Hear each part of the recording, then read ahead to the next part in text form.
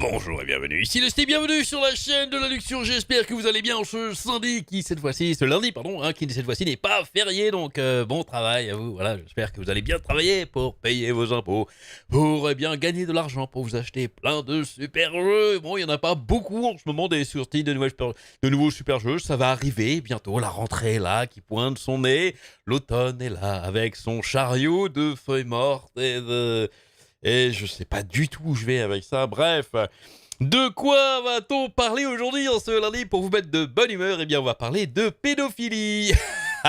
Eh oui. Plus précisément, je précise quand même, parce que c'est vrai que le stick qui dit pédophilie en rigolant, bon, c'est vrai que si on fait un hors contexte, une petite vidéo hors contexte, ça va faire jaser. Non, on va parler de vie privée de Google qui lit vos images et voilà, et d'intelligence artificielle, de bot qui fait très mal son travail avec des répercussions assez dramatiques. On va le voir ici juste avant. Un truc très sympa que j'ai vu, il y a un mode maintenant qui peut vous faire jouer. Alors c'est pour ça que c'est bien aussi de sortir les jeux sur PC. Spider-Man sur PC qui est sorti. Évidemment, il y a des modes et il y a un mode qui peut vous faire jouer en tant que Stan Lee. Je trouve l'hommage absolument exceptionnel. Voilà, bien mieux que d'utiliser Stan Lee pour faire de la crypto, des NFT ou je sais pas quoi. Il y a très longtemps cette histoire, j'avais fait une vidéo dessus, c'était absolument immonde, c'était dégueulasse.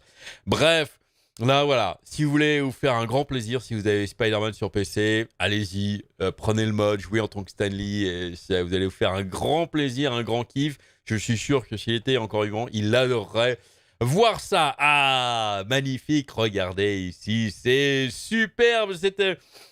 Google et le bot de Google finalement qui fait pas bien son travail. Alors là, je veux dire, bon, des bots qui font pas bien leur travail, on est abonné à la chaîne de Lusty, on a l'habitude, c'est normal, les trucs sont codés avec le cul. Non, ils sont très bien codés, le seul problème c'est que ils doivent réagir sur le vrai monde et c'est compliqué des fois pour un bot. Et oui, pour un pauvre petit bot qui n'a pas beaucoup d'expérience, il est perdu, il a que son algorithme, voilà.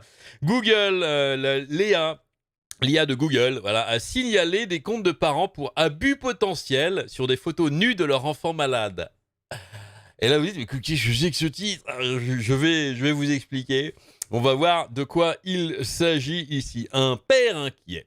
Ah, un père inquiet, c'est normal. Je suis papa aussi, ça arrive d'être inquiet pour ses enfants, c'est normal. Un père inquiet dit qu'après avoir utilisé son smartphone Android pour prendre des photos d'une infection sur l'aine de son tout petit, Google a signalé les images comme du matériel d'abus sexuel d'enfants. Selon un rapport du New York Times, la société a fermé ses comptes et a déposé un rapport auprès du Centre national pour les enfants disparus et exploités et a donc déclenché une enquête policière soulignant les complications d'essayer de faire la différence entre un abus potentiel et une photo innocente une fois qu'elle fait partie de la photo d'un utilisateur, de la sur sa bibliothèque numérique, que ce soit sur leur appareil personnel ou dans le stockage en cloud. Alors là, on apprend déjà plusieurs choses pour ceux qui ne le sauraient pas, c'est que oui, l'intelligence artificielle regarde vos photos. Pas besoin d'être sur le cloud, hein. Elle regarde vos photos. Alors, méfiez-vous, si vous prenez des photos de votre pénis ou de votre photo à poil et tout, l'intelligence artificielle va la regarder. Et donc là, ce père inquiet a juste pris une photo alors que c'était dans une démarche complètement normale, on va le voir juste après. Et donc là, l'intelligence artificielle a analysé les photos et a dit « Oula, il y a un petit garçon à poil. Oula, attention, ce monsieur est un dangereux personnage, un dangereux pédophile. Vite, on lui fait fermer ses comptes, on fait un rapport au centre d'abus sur les enfants et on demande une enquête policière. » Le mec...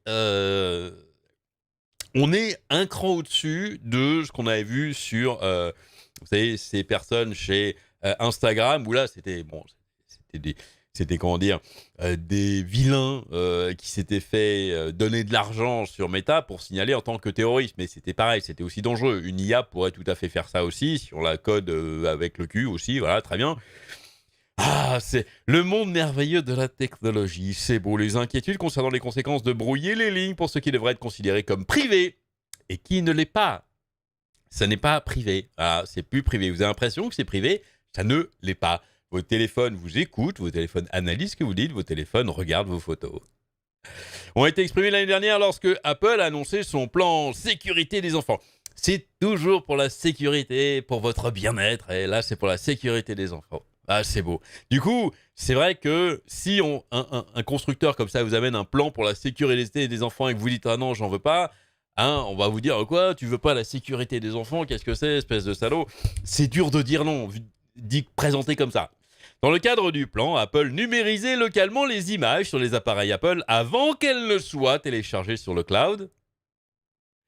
Puis associer les images à la base de données hachée justement le Centre national pour les enfants disparus et exploités et des CSAM, hein, le matériel contre l'abus sexuel pour enfants. Voilà, les deux, hein, retenez le nom parce que je ne vais pas redonner les acronymes à chaque fois. Si suffisamment de correspondance était trouvée, un modérateur humain examinerait alors le contenu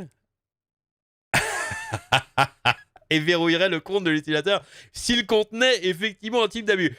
Vous imaginez le boulot du gars. J'espère qu'il a une bonne couverture maladie des anxiolytiques et des antidépresseurs pas chers, parce que le boulot du modérateur là, c'est de dire attention, le bot a flagué un truc, je vais aller regarder, et donc c'est globalement de regarder des photos de gamins à poil. Ah, hein, c'est ça, c'est son métier, c'est de faire de la modération là-dessus. Déjà, je veux absolument demander l'avis des parents. Alors moi, j'ai mon avis en tant que parent, mais imaginez qu'on demande l'avis des parents. Est-ce que vous êtes d'accord pour qu'un modérateur regarde les photos de enfants que vous avez alors qu'ils sont en petite tenue ou à poil? Voilà, alors que vous n'avez rien demandé, hein, vous n'avez pas donné votre accord. Ça, c'est Apple ou Google ici dans l'histoire qui vous le met derrière, sans mauvais jeu de mots. Et donc, voilà, vous avez fait ça. À mon avis, je pense que 100% des parents vont dire non.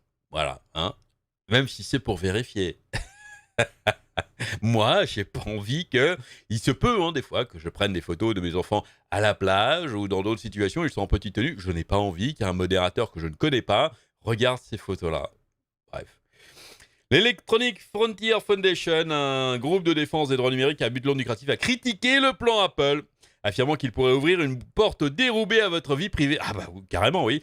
Et qu'il représentait une diminution de la confidentialité pour tous les utilisateurs d'iCloud Photo, pas une amélioration. Apple a finalement mis en attente la partie numérisation des images stockées, mais avec le lancement d'iOS 15.2, il a procédé à l'inclusion d'une fonctionnalité facultative pour les comptes d'enfants inclus dans le partage familial. Là, c'est différent, parce que là, ce sont des photos prises par vos enfants eux-mêmes. Si les parents acceptent, alors sur le compte d'un enfant, l'application Message analyse les images jointes et détermine si une photo contient de la nudité.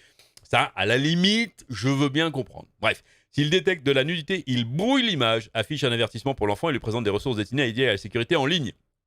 Bon, ça, pourquoi pas. Et peut-être un avertissement pour les parents aussi directement lancé. Ça peut être pas mal quand c'est fait en interne comme ça, enfant-parent, pourquoi pas, très bien. Bon.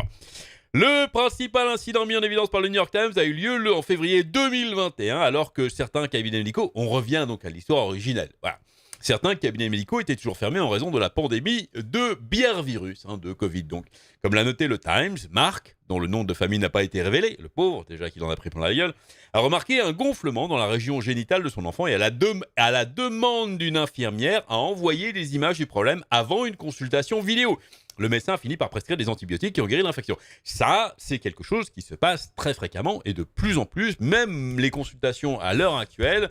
Moi, j'ai fait appel à mon médecin il n'y a pas longtemps, c'était en ligne. Voilà, j'ai pas bougé de chez moi, c'était en ligne, juste, voilà. Je pense qu'ils se sont rendus compte que finalement, c'était pas mal non plus pour les médecins, qu'il y a pour beaucoup de problèmes qu'ont les gens, un rhume, une connerie, eh bien, il n'y a pas besoin d'aller au cabinet médical. En plus, on amène son rhume, on amène ses saloperies dans la salle d'attente et on va filer ça à tout le monde.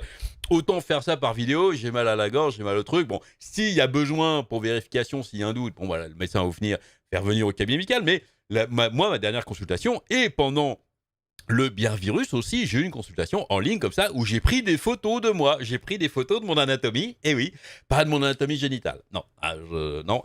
Mais je les ai envoyées. J'avais fait du jardinage. Voilà, je vais vous donner un petit peu mon vécu personnel. J'ai fait du jardinage et j'ai été en contact avec du sumac en français. C'est du poison ivy, le fameux poison ivy, dont l'héroïne Poison Ivy, avec Batman. Voilà, c'est ça en fait. C'est une plante en fait. Si vous la touchez, ça contient une substance poisseuse et voilà qui vous fait des irritations. Et j'avais des plaques rouges absolument partout. Et du coup, on m'a demandé de prendre des photos.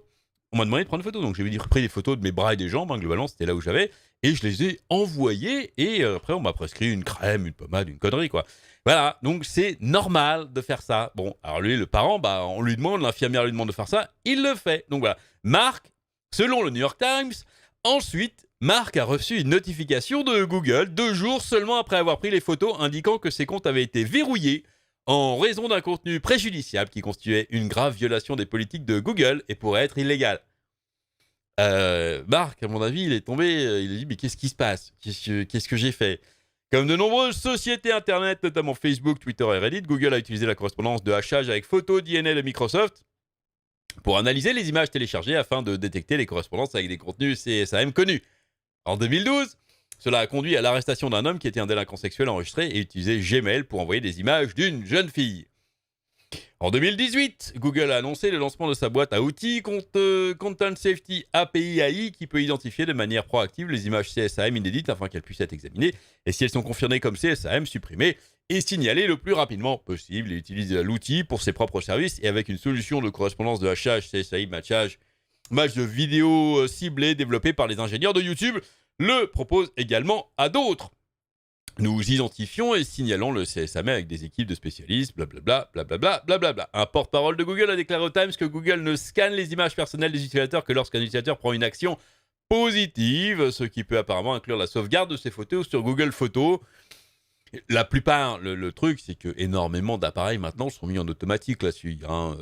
Le cloud, en général, dès que vous l'installez ou dès que vous avez un compte cloud, il se met directement en synchro. Voilà. Même il y a de la synchro toujours sur plein de trucs. Lorsque Google signale des images d'exploitation, le Time note que Google est tenu par la loi fédérale à signaler le contenu revenant, blablabla. Google a signalé 621 583 cas et a alerté les autorités sur 4260 victimes potentielles. Une liste qui, selon le New York Times, comprend le fils de Mark. Et combien d'autres faux positifs parce que c'est vrai que c'est bien quand on en chope un, mais à quel prix, si vous voulez, à quel prix de Mark, là, qui a eu une enquête policière sur ça. C'est pas génial, hein, parce que pour prouver sa bonne foi, l'enquête policière doit aller jusqu'au bout. C'est-à-dire qu'on va fouiller sa vie, il y a des policiers qui vont aller chez lui, ou qui sont certainement allés chez lui, qui vont fouiller son ordi, qui vont fouiller sa vie. Évidemment, il y a ses voisins qui vont voir ça. Enfin bref, c'est un truc sans fin, ça peut durer extrêmement longtemps, et c'est extrêmement dommageable pour la personne. Il y a plein d'autres qui vont dire il n'y a pas de fumée sans feu, mon voisin Marc il a fait quelque chose, c'est pas possible, il y a des flics qui viennent chez lui régulièrement. Voilà. Marc a fini par perdre l'accès à ses emails, contacts, photos et même à son numéro de téléphone car il utilisait le service mobile de Google. Rapporte le Times. Marc a immédiatement essayé de faire appel de la décision de Google, mais Google a rejeté la demande de Marc. Le département de police de San Francisco, Marc a ouvert une enquête sur Marc en 2021 et a mis la main sur toutes les informations qu'il stockait avec Google. L'enquêteur sur l'affaire a finalement conclu que l'incident ne rencontrait pas les éléments d'un crime et qu'aucun crime n'avait eu lieu. Ah, mais après combien de temps ? C'est hallucinant quand même. Hallucinant. Le matériel d'exploitation sexuelle d'enfants est odieux et nous nous engageons à empêcher sa propagation sur nos plateformes, a déclaré la porte-parole de Google, Krista Muldoon, dans un communiqué envoyé par email à The Verge. Nous suivons la loi américaine pour définir... Voilà. Bon, ils se cachent évidemment derrière la loi, sauf qu'on ne leur a pas demandé de faire ça. On ne leur a pas demandé d'analyser toutes les photos d'où les gens qui utilisent leurs photos sur un appareil pour l'envoyer sur leur cloud ou pour l'envoyer sur n'importe quoi. D'autant que je dis à chaque fois, c'est manière... sur une majorité des appareils, c'est synchro. C'est directement synchro parce que c'est plus simple quand même. Vous n'avez pas envie pour chaque photo que vous prenez de dire oui, envoie, non. Bien que la protection des enfants contre les abus soit indéniablement importante, les critiques soutiennent que la pratique consistant à numériser les photos d'un utilisateur empiète de manière déraisonnable sur sa vie privée. Je suis d'accord. John Callas, directeur des projets technologiques à l'EFF, a qualifié les pratiques de Google d'intrusives dans une déclaration au New York Times. C'est précisément le cauchemar qui nous préoccupe tous, a déclaré Callas au New York Times. Ils vont scanner mon album de famille et puis je vais avoir des ennuis.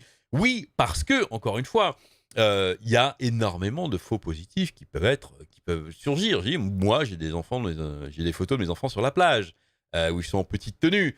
Je veux dire, est-ce que y a Apple qui va scanner mes photos ? En plus, on se les partage entre familles. Moi, je les envoie à ma femme. Voilà, on se les envoie entre nous pour les garder, si vous voulez. Mais c'est juste entre nous. Je les envoie pas à tire-larigot. Je les mets même pas sur les réseaux sociaux.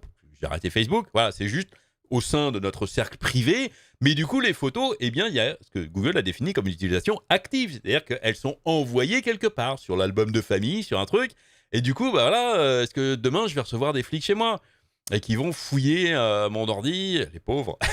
Alors ils vont pas trouver de trucs illégaux, mais ils vont bien s'amuser. Mais voilà, mais c'est incroyable, c'est scandaleux. Et puis ça peut mener à des, encore une fois, comme comment dire, les swatting ou autres, c'est pas parce que vous envoyez la police et que vous avez rien fait qu'il peut pas y avoir de problème derrière, hein. Un flic un petit peu qui fait un peu du zèle, un peu du truc, il peut y avoir des drames et je trouve ça absolument affolant, absolument affreux. Sous couvert de protection des enfants, ils en viennent évidemment à fouiller toutes vos photos et tout ce que vous voulez. Évidemment, est-ce que l'intelligence artificielle ne fait que scanner pour détecter ça? Est-ce qu'il ne scanne pas autre chose? Et on ne sait pas, on ne sait même pas en fait ce qu'il scanne. On n'a pas accès du tout au code de l'intelligence artificielle, donc on ne sait absolument pas quelles données sont gardées par Google ou par Apple ou par tous les autres, hein. Voilà. Il n'y a pas que Google. Voilà, c'est effrayant. Dites-moi ce que vous en pensez dans les commentaires. Êtes-vous d'accord avec moi? Amusez-vous bien et à très bientôt.